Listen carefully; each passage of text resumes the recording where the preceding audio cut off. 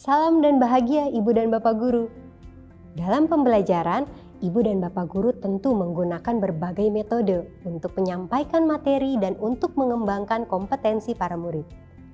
Tapi, pernahkah Ibu dan Bapak menghadapi situasi di mana para murid menguasai materi ajar dengan baik, namun masih mengalami kendala dalam menggunakannya secara kontekstual dalam memecahkan masalah sehari-hari? Mari kita ikuti percakapan para ibu dan bapak guru berikut ini.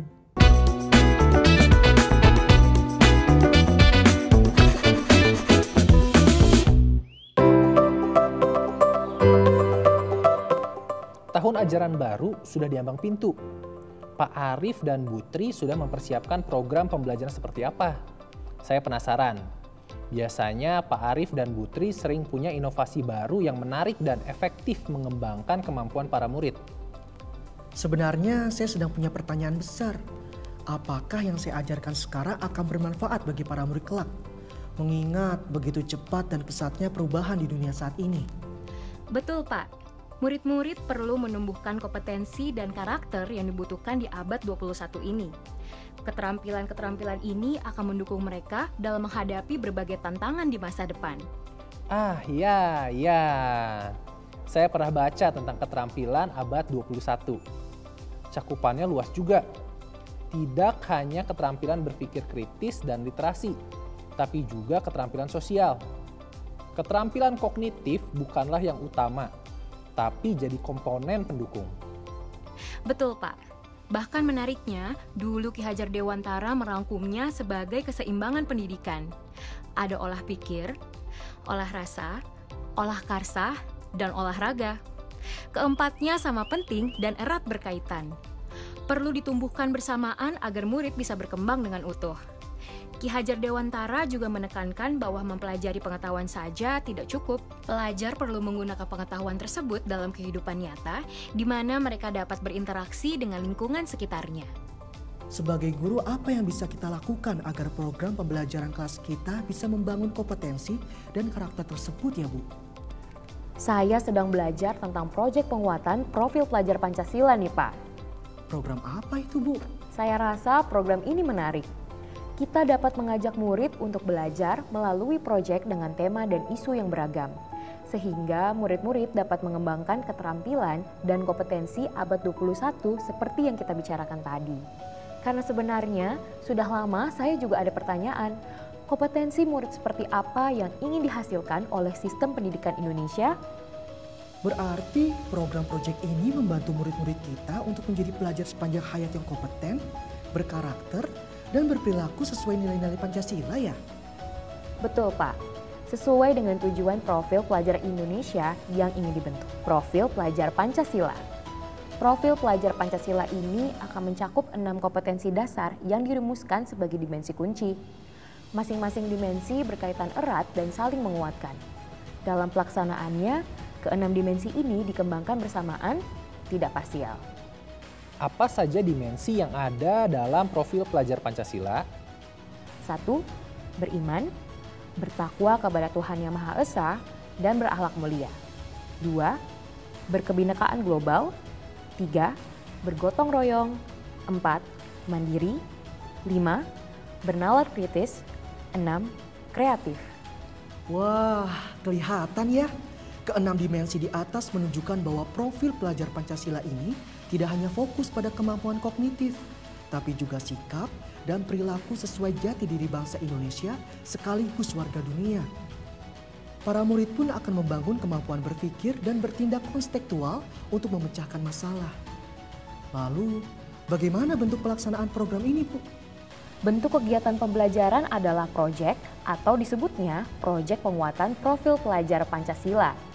Dalam praktiknya, proyek ini merupakan pembelajaran lintas disiplin ilmu untuk mengamati dan memikirkan solusi terhadap permasalahan di lingkungan sekitarnya. Kalau begitu, proyek ini didesain agar murid dapat melakukan investigasi, memecahkan masalah, dan mengambil keputusan ya, Bu? Berarti murid juga bekerja dalam periode waktu yang telah dijadwalkan untuk menghasilkan produk dan atau aksi ya? Betul, Pak. Sudah lebih kebayang ya, Pak? Prosesnya adalah serangkaian kegiatan dengan cara menelaah suatu tema yang menantang konteksnya. Wah, menarik banget Bu. Proyek ini menjadi bagian intrakurikuler atau ekstrakurikuler Bu? Tidak kedua-duanya Pak. Kegiatan proyek merupakan program terpisah dari intrakurikuler dan ekstrakurikuler. Nantinya proyek penguatan profil pelajar Pancasila menggunakan pendekatan pembelajaran berbasis proyek atau project-based learning yang berbeda dengan pembelajaran berbasis proyek dalam program intrakurikuler di dalam kelas.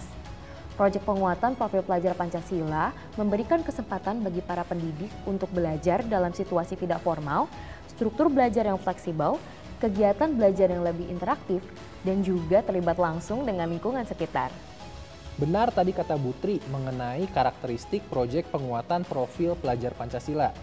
Struktur belajarnya fleksibel berarti murid dapat belajar di mana saja sesuai kebutuhan dan kondisi di sekitarnya. Seperti di perkebunan atau di pasar bersama narasumber yang berkompeten.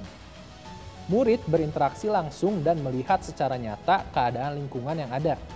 Mengobrol dengan orang-orang yang terkait di dalamnya, dan mendapatkan gambaran utuh situasi yang terjadi. Wah, murid-murid saya akan senang dengan pendekatan pembelajaran berbasis proyek ini. Mereka akan mendapatkan banyak pengalaman kontekstual yang mendorong mereka untuk mengembangkan kemampuan memecahkan masalah secara mandiri dan utuh. Tidak sekedar menghafal konsep dan teori. Apa saja yang perlu diperhatikan dalam merancang proyek-proyek ini, Bu? Ada beberapa prinsip yang perlu kita sebagai guru perhatikan dalam merancang proyek, yaitu pertama, holistik, kedua, kontekstual, ketiga, berpusat pada peserta didik, keempat, eksploratif. Apa yang dimaksudkan dalam setiap prinsip itu, Bu? Holistik artinya memandang segala sesuatu secara utuh dan menyeluruh. Kalau kontekstual, berarti kegiatan pembelajaran didasarkan pada pengalaman nyata yang dihadapi dalam keseharian.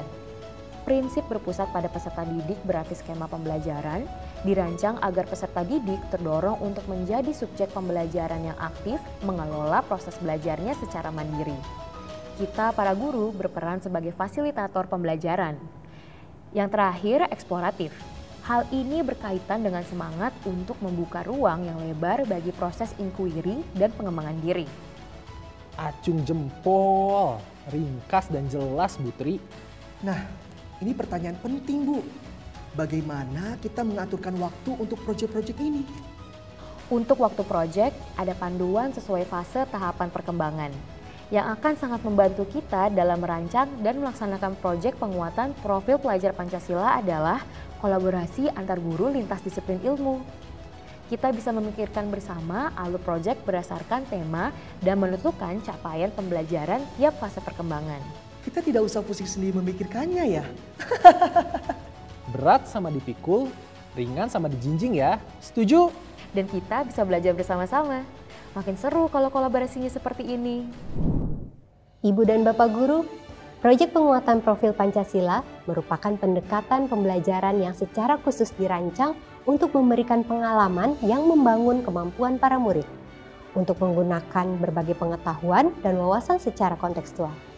Setelah menyimak pembicaraan para guru tadi, hal apa saja yang ingin Ibu dan Bapak Guru dalami lagi, sehingga dapat merancang dan melaksanakan pembelajaran berbasis proyek untuk penguatan profil pelajar Pancasila?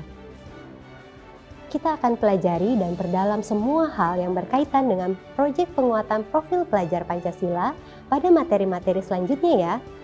Salam dan bahagia!